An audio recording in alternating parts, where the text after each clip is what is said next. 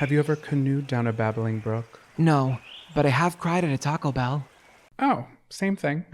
Listen up, campers. It's time to buckle up, pitch a tent, and take a hike. Because Camp Counselors is a variety show. So prepare for a good old-fashioned kumbaya, Weird news, hot gossip, and scary stories around the campfire. so spooky. Is this podcast even about camping? No, but it is camp. This is Camp Counselors. Hey, happy campers! Welcome back to a Halloween episode here at Camp Shady Birch. It is week 109 here at camp. Oh my god, I love that. And it is our Halloween episode. Yes. If you are watching on YouTube, you may recognize us. We are Miss Piggy and Kermit the Frog. I'm Kermit. I'm Miss Piggy. Actually, she has like a real deep like man voice. Yeah, how would you do a Miss Piggy? I can't do the Miss Piggy. Kermit, fist me. I don't know. Like she's... God. Wait, that was good. Well, she's literally like such a sex positive icon. That was actually a really good impression. Like, give yourself some props, pork chops. Oh my god, I cannot deal with this costuming, guys. Can I just like break it down if you're listening? Yeah. So I'm wearing a pig nose that I bought off of Amazon that had a string attached to it. And I was like, oh my god, I can do special effects makeup. So I cut the strings off of it. And then I tried to mold this plastic nose to my face and then apply spirit gum on it so that it would stay. And like, it worked great for like the social assets we recorded, like the TikToks and the photos. But I don't know if I can sit here for an hour and 20 minutes with this thing attached to my face. It feels like it's going to fall off at any moment. And if it does, like, you can't be held accountable. It looks like a crazy nose job. It is so insane. And I've had to reapply it 6 times. The amount of like liquid glue that is in a ring around my nose. I am in a wedding next week. So as this episode comes out, I'm currently like on a beach in Punta Cana, like day before a wedding. So if this gives me a rash, Do you have spirit gum remover? I do. Okay, thank God. Yeah, no, it comes in the set. Perfect. But that's only half my problem here. Yeah, what's the rest? Let's go through it, I'd say. I'm wearing a sequin gown as well. And I have never worn a strapless sequin gown before. Couldn't you believe it?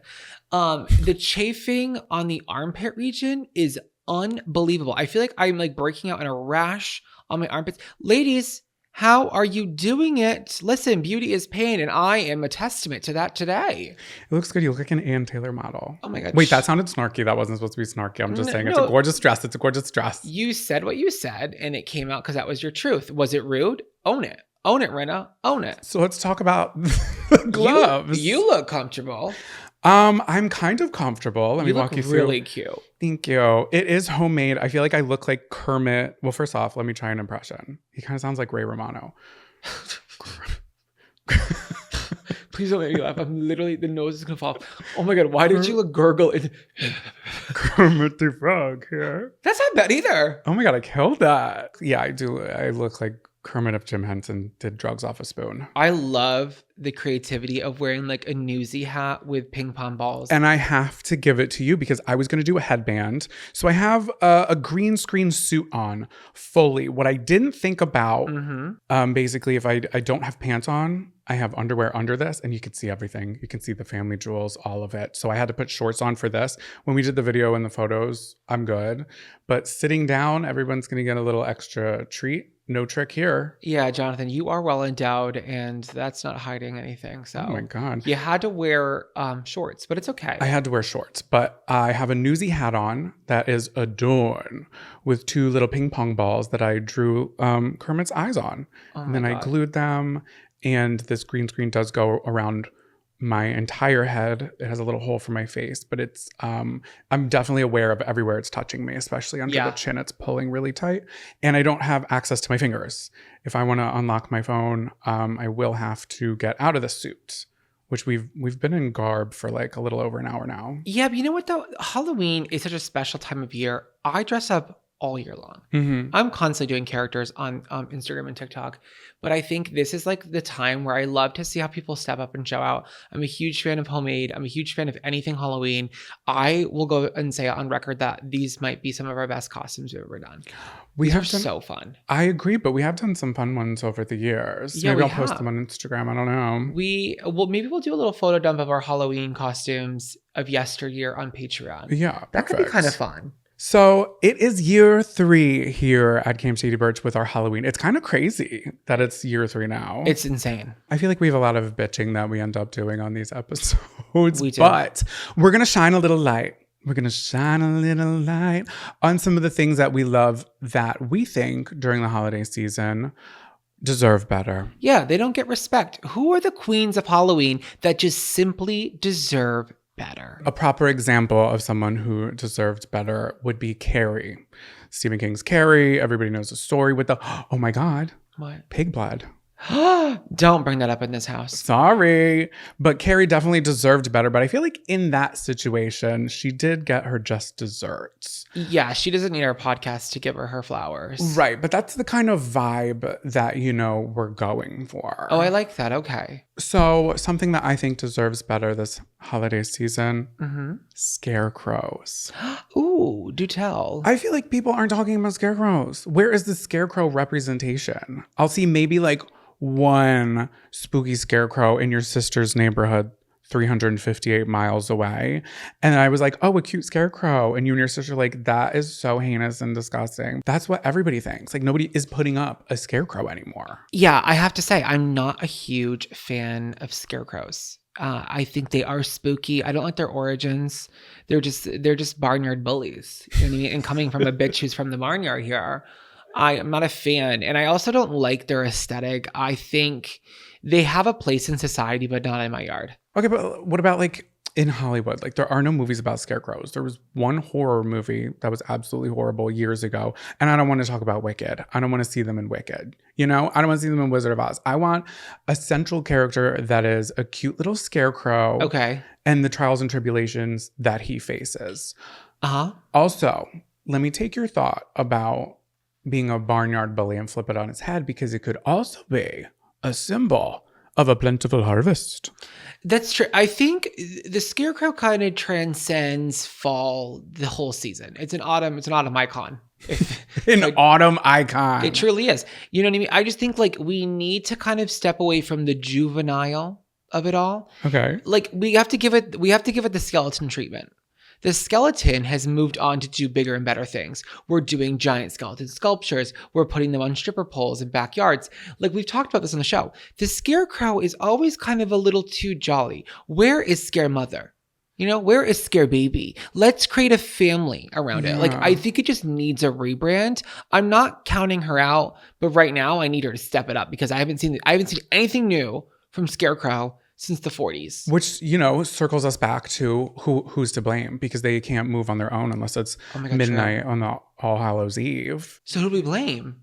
I think we have to blame the general public. So listeners out there, what are you doing with your scarecrow? No, that's so true. We're going to point the finger at you campers, because what are you doing to elevate scarecrow culture? I'm not seeing anyone. People are sit down. Stop it. Get back down.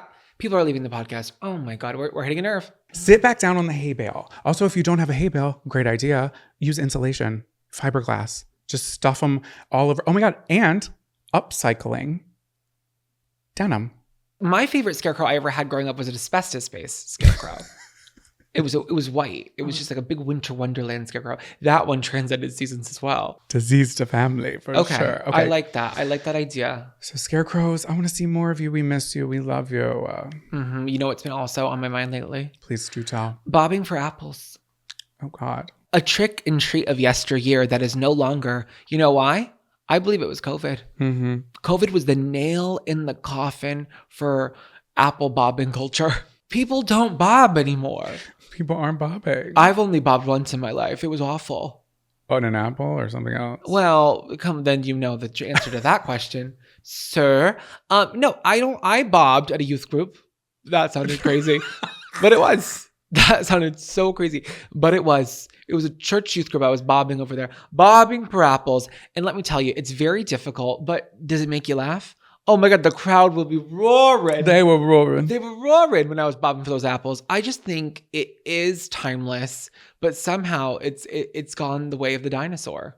Yeah, well, I think that's because everybody's kind of putting their faces in a communal trough. When did everybody get so scared of germs? COVID. Exactly. But it's like you will survive unless there's a leper in the community. You know what I mean? Yeah, that's fair. You know, it's a lot. What if we test everybody?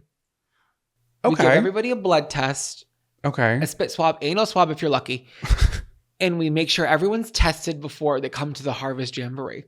And then we can test for their blood type. You can't tell me if you went into someone's backyard and there was a big metal tin kind of like, I don't know, jug or trough for the pigs like me. And there's a couple grannies in there, a couple apple honey crisps, and everyone's throwing their head back in. They put a ponytail up and they're just going for it. You know what I mean? That's fun. Yeah. That is something that can only be done this time of year. It's true to Halloween. And you know what we've done with it? We buried it. We've left it in the dust. Yeah. And I think it needs a rebrand. I'm trying to come up with a better way to do it safely. I think a blood test and an anal swab is the only way we can do it moving forward. But I'm willing to do that for the greater community. What if we find an abandoned amusement park? Scratch that. An abandoned water park. Oh, no, it's even harder to find that. And we fill the lazy river. And then we filter the lazy river, and then the apples are just kind of in it, and everybody can gather on the sides. And then it's being cleaned, maybe not chlorine, because I don't think that can be ingested. I have an idea, because that's really ambitious, and I don't think the greater camper community has access to an abandoned water park. A log flume would be fine. What about those things that you drop in a bowl of raspberries that vibrates like a Beats pill? Oh, are those real? Well, when things start shaking out of those strawberries. That's true, you tell me, we'll put that live and in living color right in the middle of the trough. Okay. And it's like, everybody calm down. We're electrocuting the water as we bob.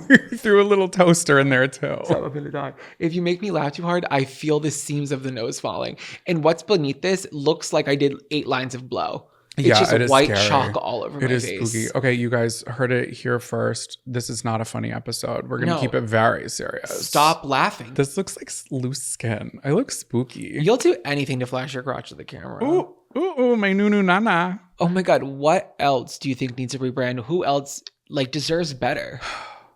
Some people are going to hate this, but I don't care because they deserve better. Clowns. This is an uphill battle. Good luck. Good thing I'm wearing rollerblades. I think clowns are the OG comedians. That's like who we owe our lives to. Like, they pay homage to them, you know. Clowns, jesters, when did they become so scary? It is an unfair misrepresentation of my ancestors in pop culture and media. And I love Stephen King. We talked about Carrie, but who else do we blame? I am so curious. To campers of a certain age, I wasn't alive when the first kind of craze of it came out. But it is, to my understanding, that I think people up until maybe the 80s liked clowns. When did clowns really get vicious? Was it because of Stephen King? I think it may have been because of Stephen King. He ruined an industry. The other movie that comes to mind is Killer Clowns from Outer Space, but that is a cult classic, one of my favorites. But that was in the 80s. The TV series was in the 90s, but I think the book was somewhere in between, maybe the 80s, maybe before. But yeah, I can't see a scary clown that was before that. I think they all just wanted to bring joy. How selfless is that? And what do? We turn on them. I know. Look at Ronald McDonald. They haven't used him in an ad campaign in years. They can't. It's no one wants to eat a Happy Meal with a horror figure. Okay, it's like the Babadook selling salads at Sweetgreen. It's just, it's not gonna work. No, can I be honest here? Yeah. This is not a case I would take on. I think it would be a hard one. We're doing this pro bono for the community, greater at large. I can't take that case on. That is it's too much. There's too much damage has been done. We're still getting rebrands and sequels of it. Yeah. It's not even done yet. Georgie, you can't even name a kid that anymore. No. Name's dead. And so is he. And you know what, though? I love it when someone goes to clown school. So cute. I know someone in New York that's going to clown college right now. Ooh. My friend Hope. Solo?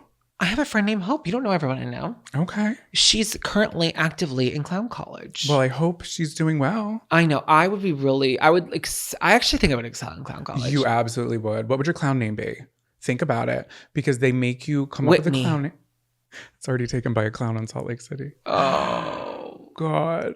Listen, I don't know what it would be. You can't put me on this spot like that. I also don't think you could just name yourself. I think it has to come from the origins. Am I a juggler? Am I someone who works with water sports? What is my thing? You know what I mean? Whatever happened to clowns playing with bowling pins? What were they doing with those things? Sitting on them? They were juggling them. Oh, you're right. That's another. Yeah. What else do they do besides juggle? I would do balloon art. Clever. That's me. I would love that. They do miming too. That's a mime, babe. That's a fancy French clown. No, because they always have a sidekick that doesn't talk. All right, so I'm gonna work on getting that on the docket, and we'll figure out how to bring back clowns in a good way. Because 2019 was it 2019 when all the clown scaring happened? Whatever year that was just that was the nail on the coffin for them. I agree completely. So, who else are we trying to wouldn't you like to know? I would. Wouldn't you like to know my research? Sorry, I had to put my glove back on because I can't turn my iPad on with these leopard opera gloves. Yeah, I even went as far as to do that. I actually bought a boa as well, but I took it out of the bag and it was shedding to such excess that I said, absolutely not. It is not worth the bit. But this high slit dress is. If you're watching on YouTube, you're welcome. Okay, this is really, really important. This is a serious one. It's the witches of yesteryear, or the women who were accused of witchcraft in Salem in the late 1600s. And not just Salem, in Boston as well. Connecticut, I'm sure Virginia, they've always had a haunted past. And I don't know if you guys are aware right now, but a lot of these states are kind of coming together to exonerate these people who were like persecuted and people who were hung for witchcraft as being like a public apology, being like, hey, like, I know it's 300 years late, but we fucked up. They're doing it now? They're doing it now. Okay. Salem already did it. Connecticut's did it last year. Boston has done it. They've like had lawmakers pass something and they refer to it as a miscarriage of justice. Yeah. Yeah. And if you're unaware of what happened in Salem, I do have a slight history lesson of why I think this was just such a heinous act. So a total of 20 people, mostly women, were executed and many others were imprisoned based on flimsy or entirely false accusations. And this was the real takeaway here, campers. The biggest like point of evidence that these people would use to accuse these like not witches, but the people who were accused of witchcraft was called spectral evidence, which is like a vision or a dream. So these would be testimonies from witnesses who claim to have seen or experienced the accused person's spirit in a dream or a vision. It was commonly used during the 16th and 17th century. So basically, like you could go to bed and be like, I dreamed Counselor Jonathan shit in my bunk. And then you could come to camp court and say, well, it's spectral evidence. It's like, that, baby, that was a dream. That's creativity. That's not fact. And that's what they were doing to these poor women. Not to mention you could literally just lie and not even have a dream and be like, my wife's getting on my nerves. I had a dream she's a witch. Well, that's really what it came down to. That is what it came down to. Like highly subjective and unreliable. And some people were saying that neighbors were accusing each other of witchcraft to protect themselves or gain advantages, often leading personal grudges being settled like by these false accusations. So people were just straight up lying. They're like, oh, I don't fuck with that bitch. I felt a poke on my side in bed, spectral evidence. She's a witch. And then she's hung 8 days later. Are you kidding me? They deserved better. I was just going to say it's like a witch hunt. And then like that is the origins of the nature. Yeah. You know what I always think about too? How crazy it must have been. Let's say Salem specifically. There was other places. But Salem, right? Everything stops. We kind of regain composure and we're like, wait, we're literally like losing our fucking minds. What it was the next 6 months, a year after that? Awkward. I feel like the people who like didn't end up like being killed that were accused though and then almost died, it's like you can't even come back from that. I would move. Boca, here I come. Okay. I'm out. How can I live amongst this community? You know what I mean? Sorry, Scarlett. She's like, I literally was next up on the chopping block, bitch. It's crazy. You guys remember when we killed all those innocent people? Wasn't that crazy? Anyway, I heard they're opening up a rainforest cafe around the corner if you want to go check it out. Like, what was that like? I don't know. I think we love Salem. We've been a bunch. I love Salem. I love the history of it all, the spookiness of it all. But it really is a dark history. It is. These were innocent women who often were poor, potentially like on the spectrum, like people who had like social cue issues, you know what I mean? Or like just like had a hard time processing. Like, I don't know, like that, anything like that, snap of a finger. Oh, it's a witch. She's like, no, I just don't like eye contact. Like, what? No, I get it. It's Trust just me, crazy. I get it. And now it's like the gallows where they were hanging people is now a Walgreens. Yeah, and I bought Band-Aids there once. And like, that's so crazy. I know. It's a hallowed ground. I too have one more. Oh, you do? Yeah, just one more. Okay, I like that. And this one, I don't know, it just kind of came to me, but I think the shark from Jaws deserved better. Oh my God. If I could clap at a loud decibel with these gloves on, I would. I agree. Thank you. What did Jaws do wrong? Truly. I understand that I'm not saying attack the kids. That's not what I'm saying. But you came into his house. You stepped onto his property.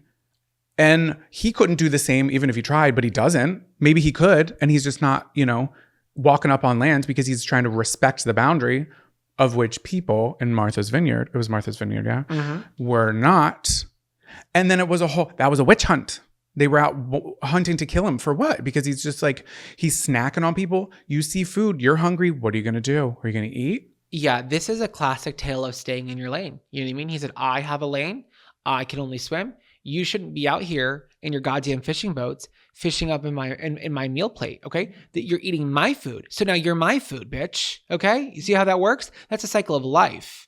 And now we're pointing the blame at the victim of it all. And Jaws was the victim. Big Jaw? Yeah. Ja Rule? That's what I used to call him when I knew him. It's not fair. It's not fair what they did to him. No, it's not. Nobody ever asked how he's doing. Yeah, no one ever checked in on Jaws and said, baby, what's wrong? What are you feeling? You have to check in on people. You don't just get out the whale spear and start going buck wild on him. If you would have sat, maybe ask him, bring him a sandwich and say, are you hungry? What can we do? Yeah, maybe he just needed betterhelp.com/camp for 10% off his first month. Oh, they're not sponsoring this episode, so let's just let that be known. But maybe he just needed someone to talk to, and he was just getting his anger out on people because he was hungry. He was hangry. That's what it was. He deserved better. Halloween has historically always been like overly celebrated, beloved by the outcasts of society. You know what I mean? Like even as like queer people, I've always loved Halloween. It's an excuse to like dress up as a woman in the social norm. You know what I mean? So it's like, I think the outcast people felt different. We've always kind of gravitated towards Halloween. And I think these people that we've highlighted or these things that we've highlighted are also kind of outcasts, you know? Wow, that's and I really think nice. we all come together and we celebrate at the end of autumn and we say, you know what, we're different, but we're fucking fun. And that's all I have to say. That was beautifully said. Thank you. Attention campers, please meet at the old flagpole under the tall pine for morning announcements. Welcome back to Morning Announcements, campers. This is the part of the show where we share news articles with you that you might have missed that we want you to spread like wildfire. Jonathan, will you do us the honors and take it away? Yes, absolutely. This is coming from the Washington Post. It's an article by Kyle Melnick. Okay. That title I will reveal when I feel like it. All right. So this just recently happened. Heidi Taylor was on her way to her family-owned pumpkin patch. Cute. How cute. I didn't even mean to keep it like in the spirit of. But here we are. When she received a text message from her fiance. It was multiple Facebook posts with tons of pictures of a local run. This is in Canada, by the by. And then she recognized one of the runners. She actually knew him really well. About midway through the half marathon, a new competitor had joined the race in Canada's Newfoundland and Labrador province. He had neither registered nor picked up a bib, but he had grit, that's for sure. Heidi recognized the runner because it was her 10-year-old goat. Joshua. We're really in the barnyard now. Oh my God, this is barnyard behavior. The 150-pound white and brown goat had broken free from his pen and joined the half marathon, which passed by the pumpkin patch where he lived, and he ran alongside 255 other racers. It became all the hullabaloo. Like, everybody's taking pictures, everybody's taking videos. It's like going viral. It's like this small little town, and they're just trying to have their race. And everyone's like, oh my God, this is so crazy. Look at this goat joining us. So Heidi's family had adopted Joshua in 2014 from a farm in Newfoundland. I didn't know is that Canada? Newfoundland, I guess. Wait, now that you say it, that's not a country. What is it? It's a province. Oh, it's so province. It's so province town. P-Town. You're dressed like you're going to perform at P-Town. When am I not? Oh my God. So since then, he has become a staple in the family's pumpkin patch, where some people visit just to see Joshua, who loves attention. He often follows other people when they're walking around the farm. He loves snuggling and hates being alone. Oh, that's why he just wanted a sense of community, and he wasn't feeling that at the farm. Yeah. And he saw all the people running by, and he's like, hey, what's everybody running to? Is it a buffet? Like, I would want to know. So he's usually well behaved, and he had only ever broken free one other time, which was the year prior in 2023, but he didn't travel far. So he actually had run about 3 miles before Heidi even saw the pictures of him popping up on Facebook. And there was tons of them. I was looking through them. I was like, wait, this is crazy. He's literally joined the run. And people are like, what the actual fuck is that? So Heidi starts freaking out, and she drives to where she thinks that he may be in the race. She's like, how am I going to find him? It's a half marathon. It's a lot of ground to cover. And at the same time, a few volunteers tried to restrain Joshua, but he would butt them away every time somebody was trying. He's like, fuck you, bitch. I'm on my journey. Like, I'm doing my thing. Please. Let this boy run. He's wearing his little Apple Watch.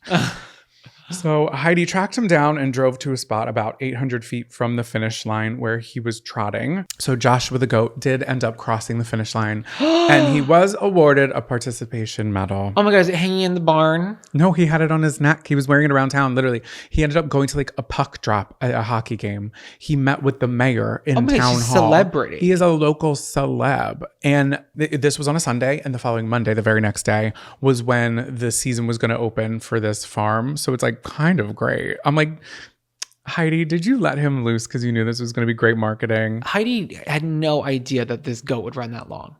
Who would know? So generally, goats live up to 12 years. And lately, even 10-year-old Joshua's quarter-mile daily walks have posed some problems.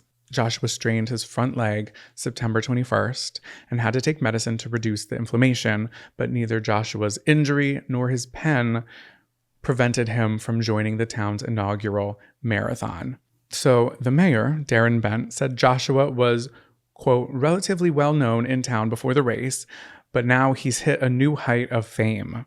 And even though he won't be competing next year, Mayor Darren said Joshua has cemented himself as the race's mascot, and his face is going to be on the medal next year. I would, under my opera length gloves, would be goosebumps. Oh, your eyes are watering. What a beautiful tale, and what a beautiful way for the town to honor it and not be like psychos. Sometimes you hear stuff like this and people just like overreact. Yeah. It's like, let this goat run. It's Canada. Yeah. That's Canada, eh? The biggest shock to that story was that goats are 150 pounds. Yeah, he's 150 pounds. They're kind of thicky. No, yeah, but like, I'm 150 pounds as well. Well, I'm more than that, but not by much. And I'm kind of shocked. I'm like, okay, so I'm basically goat size. Well, if you look at a goat, they have like childbearing hips. Oh my God, they're so wide. I had a goat. I've already talked about this in the podcast. I was a goat owner growing up. Yeah. What was the name? Pansy. Pansy. I'm like, Mom, that's literally a slur. But she's like, I love flowers. Yeah, your mom names everything after a flower. Oh my God, everything is after a flower. Her current dog, Magnolia. You were going to be named Violet. No, that's not true, Ellen. My name was going to be Lilith Rose. Wow. A lily. A Lily Rose. Yeah, so it would have been Lily Rose. Lily Rose Depp. Oh my God, you would have been the OG. No, I would have been pissed because she was always going to be bigger than me. You got to get that SEO. Jonathan Carson, not good SEO. I'll tell you that. Nope, it's not. It's really not. Okay, so that is my story. Thank you so much for listening. I loved it. Thank you so much. I have a true horror story this week. Oh, God. Sticking on theme for All Hallows Eve. Woman calls 911 when 100 aggressive raccoons show up in her yard. This is by Victor Mather in the New York Times. For more than 35 years, a woman in Washington state would leave some food in her yard for about a dozen resident raccoons. The key word in that sentence is dozen. 6 weeks ago, the number of raccoons began to increase. Somehow, the word got out in the raccoon community, and they all showed up to her house expecting a meal. Kevin McCarty, a spokesman for the Kitsap County Sheriff's Office, told NBC9 News. Wait a minute, the Sheriff's Department? How much did this escalate? This guy who wrote this is having fun.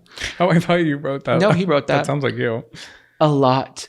The newer raccoons began scratching around the woman's house near Poolsbo, Washington, all night demanding food. So she's laying in bed and she's being taunted by scratches on the windows, on the walls, scurrying by hundreds of raccoons demanding treats and food.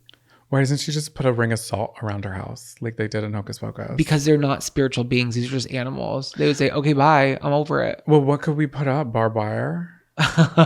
It's her house. And the fact that she was feeding 12 raccoons for 35 years and then all of a sudden overnight it turned to 100, she bit off more than she could chew. So she was doing this since the 90s? Yeah. For 35 years, she's been feeding a dozen raccoons.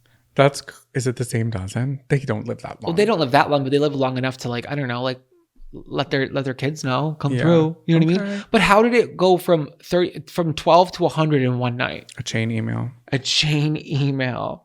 So anytime she comes out of her home, they swarm her until she throws them food. She says the normal raccoons that she feed are nice, but the new ones showing up scare her. I can't laugh. The new ones that show up scare her. Who are these nasty new raccoons coming to her house with bongs and knives and dice, and they're gambling and they're drinking malt liquor on the porch with their fat bellies scratching under their ears, demanding treats and little Snickers and Doritos from our sweet, sweet owner. For free. For free. Mind you, this woman is so scared, she refuses to be identified publicly. She will not release her name. Why? Because there's a raccoon mob that will put a hit on her. They can't read. They read the chain email. They can't read, but they can somehow gather 100 plus in her yard. But they do have opposable thumbs, and they can pick locks and stuff. They could probably break into her house. They probably already have. That's scary. They found the spare. They found the spare. It was under the mat. They said, oh no, this little fake rock. We're not idiots, Barb. Okay? We're going to fucking come in there and eat all your cornflakes. That's why you need scarecrows. I'm taking a glove off. Okay? Something's got to give. Something's got to go. Okay, so by Thursday afternoon last week, the newly scary raccoons had grown to the horde of about 100, prompting the woman whose name has not been released to call 911. So her concerns were increased by the newer arrivals and their greater aggression after years of dealing with the relatively docile, much smaller band. So only after the sheriff's deputies arrived last week did the woman feel safe enough to flee the scene to her car. Oh my God, so she hasn't even left the front door. I need you campers to really visualize what 100 raccoons looks like, and if you can't, there's video proof. That is a lot. That's a lot of raccoons. Oh my God, a dozen raccoons could overtake me. I'm petite. I'm a goat size. Oh my God. It makes me think of that scene from Charlie and Chocolate Factory with all the squirrels. Yeah, exactly. Exactly that. Yes, but this is worse because raccoons are bigger. And they have rabies. So she told the sheriff's office she had been feeding the raccoons for the past 35 years, but the problem only started six weeks ago. I wonder what shifted. You know what I mean? We have to really get to the bottom of that. So we have the video already that we're going to post on the Instagram. It'll be here on YouTube as well because it truly is insane. They're just literally scratching their bellies, hanging on the stumps, just mobbing out in the front yard. It looks like Project X, but raccoons. I'm not joking. It's so sick. But this is crazy. So when she called the sheriff's department, they said they could get trappers. Trappers to come in, people to handle it? They were going to charge her $500 per raccoon removal. That's $50,000. And she's like, bitch, I know I fucked up and I shouldn't be feeding them, but help $500 per raccoon. That seems like price gouging. Inflation is affecting everybody. It's even affecting the trappers at this point. No, really, like why does it cost so much? Like why don't they just put like a giant trap out with food in it, like a big cage, like you would with a beaver? I know. She needs a trapper because the raccoons are trapping it in her front yard. They're straight trapping right now in the trap house. After she was like, I can't afford that, she was referred to the state's Department of Fish and Wildlife, which does seem like the right place to go here. Their expert advice was, well, stop feeding the raccoons. Yeah, girl, did she continue? So the raccoons appear to have started to disperse now that they're no longer being fed. Starting to disperse. So what does that mean? 20 left? We still got 80? She's like, I've been in this house for weeks. She's going crazy. Oh my God, she can't even get groceries delivered. They would attack. Oh my God, they would flip out at the Ritz crackers. They would freak out at anybody coming on the property. Yeah. So anyways, we're all happy for a positive outcome here of the Department of Fish and Wildlife in Washington State. Though no laws were broken by feeding raccoons, the Sheriff's Department said that wildlife officials generally agree that feeding wild animals is a bad idea because I guess when you feed animals, their whole case on this is that you kind of teach animals that humans aren't scary. So now they're more likely to attack because they feel more comfortable around you. Right. So we should just like scream and scare them away. Yeah, because it's actually kind of healthy. We need those boundaries. We need to set boundaries by scaring Well, raccoons. look what happens when you don't. They overtake you. Look who you're talking to. Campers, if you somehow missed it, Randy with an I, the raccoon, was the raccoon that attacked me when we were having our coastal counselor era. He was hiding in a trash can, and he called me the F slur. He did. And then he called 100 of his best friends. Oh my God, can you imagine? And they mauled you. They took me to the mall. I'm just so... What store did they take you to? Spencer's. Oh my God, a raccoon. I was like, what store would a raccoon love? They love Sbarro. Oh my God, the pizza. But they'd love Spencer's because all the lights and the lasers. And they're like, what's a dildo? Oh my God, they found those little raccoon tails. Butt plugs? Not the butt plugs. And they're like, Mom? I'm sorry. What has become of you? We're getting crazy. No, we're getting freaky. It's the nose. Anyways, moral of the story here, don't feed wildlife, okay? Because you'll end up like anonymous caller number 6 because you refuse to come public. Grab your bug juice and bear spray, campers. It's time to pack it up and take a hike. Welcome back to Take a Hike, campers.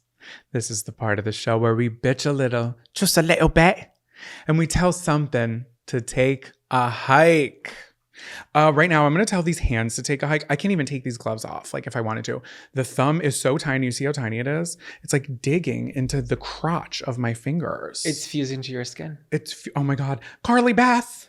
It's a Goosebumps reference. The second of this month. Okay, so what is my take a hike? Can you ask me? What is your take a hike, Jonathan? Thank you so much for asking. My take a hike is Pinterest gatekeeping. This is the definition of gatekeeping. So I use Google Images a lot, images.google.com. You guys should check it out. Mm-hmm. And I use a lot of visuals, either when I'm mood boarding a video that I'm doing or I'm making content for the podcast here on the internet. I'm using Google Images and I find a specific picture that I'm not seeing anywhere else. And I'm like, oh, I like this one. Let me have a look-see. I want some details on what's going on in this photo. Do I have the rights to use it? Probably not. Who do I give credit to? Let's find out. So I click it and it's a Pinterest link that forces you to log into your account. If you don't have an account, you're shit out of luck. But then even when you log into your account, they take you to the mainframe, and then you're kind of just stuck in limbo and you'll never find that picture again. And even if you do, they make it so... Have you ever tried to save a picture from Pinterest? You can't. You have to screenshot it. You cannot. You have to screenshot it, and they have that little fucking thing on it. And they have the curved edges. They make it as complicated as possible. So you, the internet consumer, is forced to create an account with them. And then even at that, they're like, do you want to look up the image? Do you want to buy products from the image? Or do you want to have a look at the image? Because even if you do, they're going to make it hell. And they always do. With that being said, I do frequently use Pinterest more than your average 31-year-old man wearing a green suit. But yeah, I'm sick of Pinterest gatekeeping. It's getting on my nerves. No, I know what you mean. I also think too, like, how did Pinterest survive all these years? And it was through these incredibly crazy processes.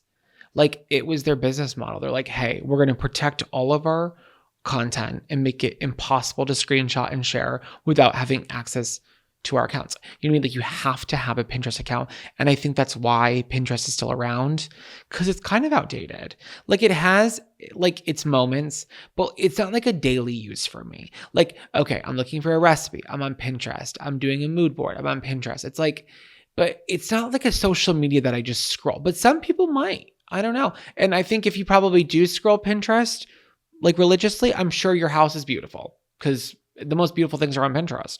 Well, I scroll Pinterest religiously in our houses. It's not ugly, but it's looking like a pigsty. Well, there's just a lot going on right now. No, but I think that Pinterest, I don't want to give them their flowers during this segment, but I think Pinterest had like the OG good algorithm to suggest things that you would like, that you would be looking for. Because if I've always told you, like, if you are thinking of an idea or a concept for something, to make a board, and then they'll kind of just filter ideas, and they're usually pretty on the head, at least for me. I feel as though, but that's enough flowers for them. I'm telling them to fuck off. Whoa, that was scary. I'm telling them to piss off and take a hike. So what do you want to bitch about? I'll take a Kermit. Oh my God. See, I can't do it. I can't.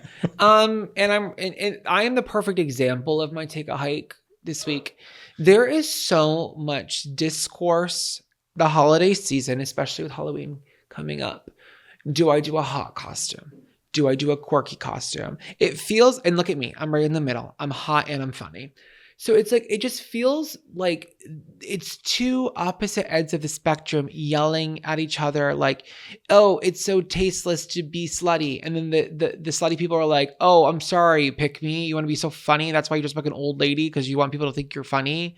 So it's like everyone's shouting at each other. And I just want people to leave space for both. So my take a hike is the idea that a funny costume or a sexy costume, one is better than the other.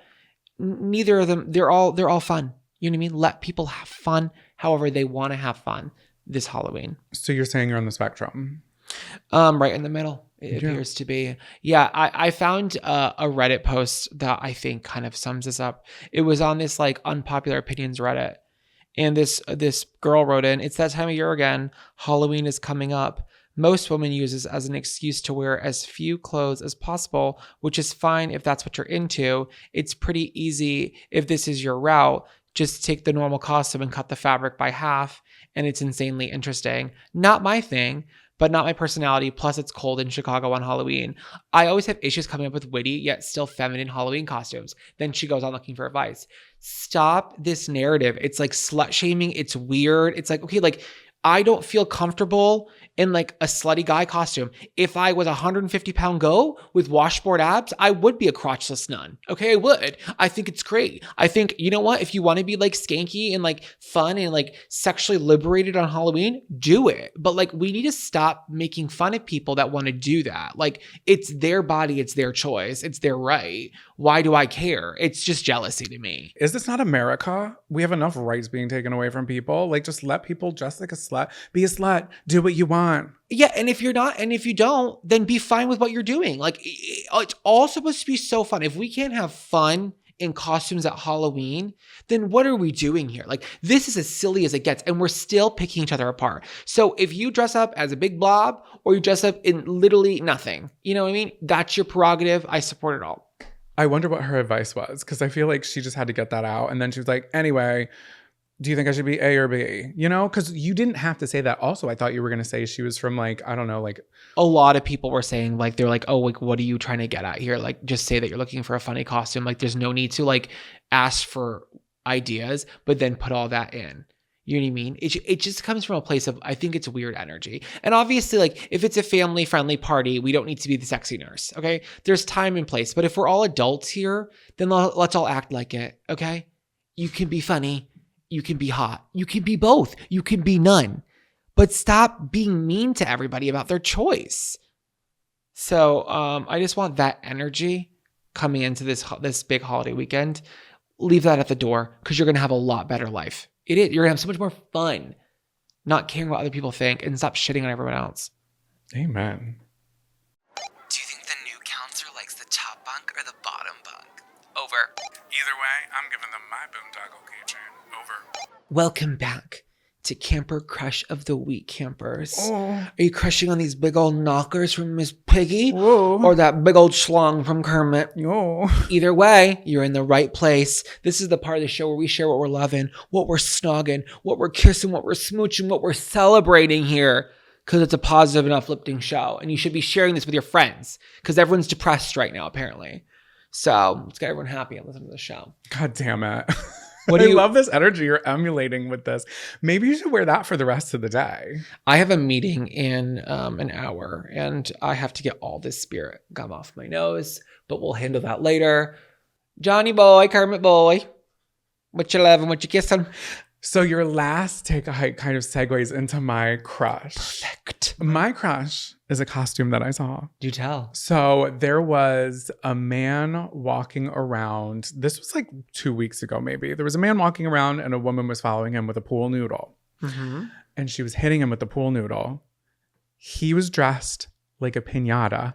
And every time she hit him, he would take candy out of a pouch and he would throw it to the people walking by. People were going nuts for it. I thought it was so fun and creative. That is such a funny couple's costume. I've never seen that. And that's the thing about Halloween.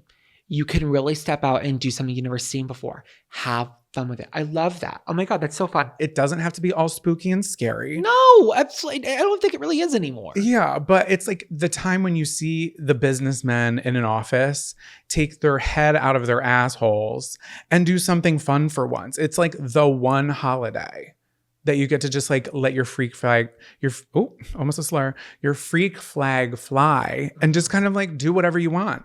I also found another clever costume that I thought was funny. It was someone, you already saw it because you were scrolling through my pictures, but I don't know if you registered what it was. But it was somebody dressed like a buoy, like a big metal orange buoy in the water. And he had a lightning bolt painted on his face. And the bottom half of him, it was like blue leggings, kind of like what I'm repping right now. And he had like knee-high sparkly boots on. And he had a lightning bolt painted on his face. And at the bottom of the buoy, it said David. Oh, David's Bowie. He was David Bowie. And he even had a little seagull. What, have you seen that before? No, I think it's clever. I thought it was so clever. He had a little seagull that had a little lightning bolt on it too. And the bag, he had like a sparkly anchor for like a purse that was hooked to the buoy. And it was handmade. You know, that's someone that put time and effort into making a joke. It's actually, I think people get stressed out about making Halloween costumes. I think if you give yourself enough time to enjoy it, it can be quite fun. I was checking to see if my eyes were still there because I Oh, made they look this great. this morning. Literally this morning. The hot glue gun started melting all the eyeballs, but all is well. But I agree. I think making a costume, it's fun. It's freaky. It can be a fun activity with your friends or your family or just by yourself. And you know what? You don't have to have plans on Halloween. Take a picture, post it on Facebook, post it on Instagram, or have it as a memory for yourself. You know, it's just something different. You're not going to be making costumes for yourself in March. You know, this is a one-time a year thing for a lot of people. So just get into it and enjoy it. Yesterday, I dressed up as Miss Mullins from School of Rock. You know why? Because I love that movie. And I just wanted an excuse to wear a tight gray sweater. So I did it. I didn't have to, but I enjoyed it. Okay, so what are you crushing on? I am crushing this week on Victorian slang.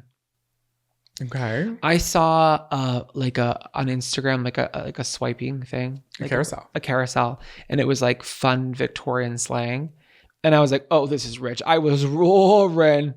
So I went online and looked up a list of 77 examples of Victorian slang, and I selected my favorite 9 Okay. to share with you. Are you ready to get into it? Yeah. Are you gonna give me the definition or do you want me to guess? How do you want to play it? Let me guess. Okay, because that can be fun for the campers at home too. Yeah. This one is kind of an easy one to start with. Gigglemug. Oh, that's someone who just can't stop cracking jokes. Exactly. That's a Gigglemug. We're Gigglemugs. Yeah. Oh my God. This show is a big Gigglemug. This is gigglemug.org. We're giggling into a vacuum here. Okay. This one, you may not get it, but then when I tell you, you're going to get it. Half rats. Someone left-handed. No, because I'm offended because I'm left-handed and you're calling me a rat. Sorry. Listen, we're all out of cheese. That came out so quick too. I'm sorry. A bit of a drunk. Half rats? Yeah. Like you're a bit drunk. Like half in the bag. Oh, like 3 sheets to the wind. Exactly. I'm half rats right now. I'm half rats. I like that. I know. You're going to like all these. These are so fun. That is fun. I'm half rats right now. Sorry. I almost said it. What is a chuckaboo? I don't know. I'm seeing a cornucopia. It's a dear friend of mine. That's my chuckaboo. A dear friend of mine. Oh, that's nice. Oh, that's my chuckaboo. Come over here. Let's have a chat. Come here, Chucky. Yeah. I would love this one. It's a phrase. And the phrase is butter upon bacon. Oh, well, now she's just putting butter upon bacon, isn't she? Well, it's a Victorian slang, but I like that you went right country. Well, you see that girl standing over there flirting with that man. She's just putting butter on bacon now, isn't she? You're doing a country accent, and it's truly Victorian. What do they sound like back then? You're the one that can do the British. Exactly. Try keep going. Butter on bacon. That was it. It's extravagance or too much extravagance. So they have an example written for you. I think it helps. Sense. Are you going to put lace over the feather? Isn't that rather butter upon bacon? I get that. That does make direct sense. Yeah. Versus like when you say something like 3 sheets to the wind or half rats, I'm like, there's a story there that I'm not getting. It's like you need to put butter on the bacon. You're doing too much, sister. Oh my God. Yeah. She's putting butter on bacon. Girl, you're doing too much. Literally sit down, have a seat. Okay. This one I specifically chose for you. Can't you feel the shrimps? Well, can you? Can't you feel the shrimps? What does that mean? Can you smell the ocean? Who said that? God, can't you feel the shrimps? No, I can smell the ocean. Yes, that's what you're asking. That's what that means. Babe, close your legs. I can feel the shrimps. Okay, speaking of that, what would you call a church bell? What would I call a church bell? Yeah. Now you're flipping it on its head and I have to say something. No. No, a church bell is the expression and tell me what it means. Oh, I was going to say like a holier than thou ding dong. Well, what is a church bell? Like who is a church bell? A girl who's at church. She's a beautiful girl and she goes to church. A talkative woman. Oh, talkative women. Yeah. Which kind of goes hand in hand. I get it. Yeah, with the next one, which are called coffee sisters. Those are gossipers. Lesbians. Like, well, the town gossips are coffee sisters. That's cute. Oh, I like this one. I've heard this one before. Got the morbs. Morbs? Yeah, Morbs. Oh, I've got the morbs. I can't do it today. Mm-hmm. It's melancholy. Like, I'm just sad. I got the morbs. Oh. This is the last one, and this one's ridiculous, but I liked it. Don't sell me a dog. Is it like snake oil? Like you're telling porky pies. It's a lie. Because it was popular up until 1870, this phrase meant "don't lie to me." Apparently, people who sold dogs back in the day were prone to trying to pass off mutts as purebreds. Don't sell me a dog. Wow, so I was right. Telling porky pies. So all this to say is, I think people in this period of time were just so bored. Like, yeah, they were working so much and they had no electricity, or if they did, they just didn't have they weren't up to date modern, right? They were dealing with a lot of uncertainty, but they didn't have TV. And that's what it comes down to. They had a lot of free time to make up shit. So they were just having fun back then. They were getting drunk and they were just getting silly. So it also probably didn't help that the candles were made out of whale lard and that was just going straight to their lungs. Oh my God. Asbestos was served with the tea. No, yeah. They were like, enjoy. Here you go. I thought those were fun though. That was fun. Thank you for sharing. I'm going to definitely add butter upon bacon for sure to my vernacular. God. Do you feel the shrimps? Do you feel the shrimps today? Can't you feel the shrimps? Can't you feel the shrimps? Hey, do you smell the ocean? Oh my God. My nose is almost gone, you guys. Let's see if we can wrap it up and do the last segment before it falls off. What song's been stuck in your head all week? Welcome to Camp Songs. Welcome back to Camp Songs. My nose is in my mouth. This is the part of the show where we share songs that have been stuck in our head all week. Halloween edition. Oh. Counselor Kermit. Yeah. What song have you been singing all week? Gee, Piggy. That's not funny. I can't. I need to like hear it first and I have to like start. That was frightening. Okay, I'll stop. No, literally, that was scary. You need to stop. Okay, so my camp song is by Vampire Weekend, Step. Every time I see you in the world, the nose has fallen She off. said, I gave you an hour and 9 minutes. Look at the ring around my nose. Ring around the nosy. You look like you had a good time. I look like I had a great time. No, because now you look like a washed up cocktail singer. In your dress, you're like, hey guys. Fly me to the moon. Come on, everybody. Hey, Like, Violet, you sang last night. It's 4 p.m. the following day. Oh, can't you smell the shrimps, boy? Can't you smell them? I'm just a chuckaboo. I'm doing my best over here. With my coffee sister. So don't sell me a dog. Don't you dare sell me a dog. Listen, I'm just trying to put butter upon bacon and give these people a show. It's like, girl, we're not going to need you again until next week. Okay. Anyways. Okay, so my camp song is Step by Vampire Weekend. Are you familiar? I don't think so. Okay, it's a good song. You all should give it a listen. It feels like fall in New York in slow-mo, mostly because that is what their lyric video is. Okay. Oh my God, you see the Roosevelt Island little gondola go across the screen, and it's just really cute. And the lyrics are simple yet complicated, and it's been sampled. I'm sorry, this song is sampled from a sample of a sample. Oh, it's just that chain reaction. There was a long, it was very bizarre. And I'll tell you a couple of things only because I don't know if a lot of campers do know about it, but I wanted to do a fun little, I haven't done a Vampire Weekend song and I love Vampire Weekend. And I am almost certain that Spotify is unliking songs that I have liked because I know I liked 2 of their full albums. I only had 2 songs saved. This is a fact. A lot of people have been saying this. So. Yeah, so there's that. Spotify thanks a lot. It samples a song Step to My Girl, which was the demo by Oakland-based hip-hop group Souls of Mischief. And the hip-hop group was contacted by Vampire Weekend to see if they could sample it. And they like loved it. And they even made a little statement when the song came out. The lead singer was like, it was so good. I was so happy just that we could be a part of it. Because the song that they had made had come out in like the 90s. And they sampled it back in like maybe 2014, 2015. And he was like loving it. But that song had sampled an old song, which was a cover of a different song. We're not going to have to go through that whole chain of events. But I love that song. And I think everybody should listen to it. I got to go listen to it. I don't think I know what it is. It's nice. It's very slow. But yeah, that is my song. My song is similar but different in the way that everybody knows my song. It is Sweater Weather by The Neighborhood. Oh, we don't have that yet. No. Okay. Yeah, isn't that shocking? Yeah. The Neighborhood is an American-based band, but they do spell neighborhood with a U. Oh, they're American. Yeah. I never knew that because I deadass thought that U was because they were from London. Me too. Isn't that weird? Yeah, they're frauds. Well, everybody knows the song. I'll sing a little bit of it. And all I am is a man. I want the world in my hand. I hate the beach, but I stand in California with my toes in the sand. Yeah. Where you can feel the shrimp. It's everyone knows the song. What I didn't know about it was that it is number 8 most streamed song of all time on Spotify.